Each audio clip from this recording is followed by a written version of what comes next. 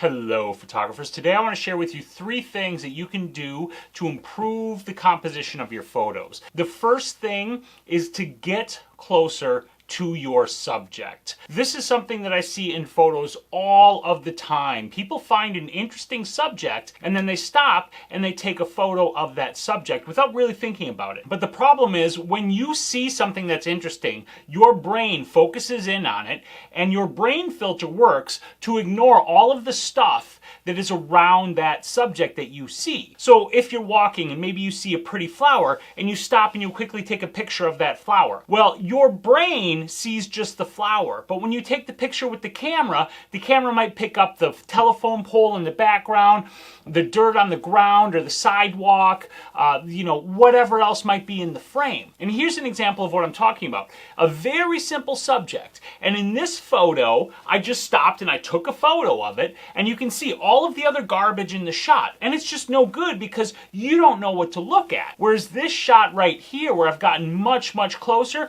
makes a huge difference because now you know exactly what to look at and you can see the detail of the subject that I want you to see. The second thing you can do is change your angle or change the perspective. This goes right along with getting closer in that we often see things and stop to take a photo on instinct. And when we do that, we end up shooting from what I like to call the normal human point of view, which is typically up, looking somewhat down at the subject. And if you photograph from that angle all of the time, you're not presenting in your image a view that is remarkably different from what we see every single day, all of the time when we look at things. So if you want to improve the composition of your photos and make them more interesting, approach the subject from a different angle. Might be from up above, might be from down below, might be from the side, wherever. Just don't constantly take the photos like this looking down at it. And again, here's an example. The exact same subject that we were working with in the first example, shot from that normal human point of view,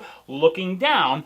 And now all I did with this next example is bring the camera down to the level of the subject to get at a different perspective and show it from an angle that we don't normally see. And the third thing you should do to improve the composition of your photos is scan your frame while you're taking the photo. This backs up the first and the second tips. Pausing to scan your frame gives you a moment to check and see if there's anything wrong with the composition before you shoot the photo. Again, we get laser focused on taking the picture, and when you see the thing in the viewfinder, your brain filter is still on and still ignoring all of the other stuff. So if you consciously pause and take a moment to actually let your eyes wander around the entire frame of the photo you're shooting, you're going to spot the deficiencies in the composition. You'll see distracting elements that maybe you want to recompose. You'll see that you're shooting from that human point of view and maybe you want to get down at a different angle. You'll see that maybe you actually need to get closer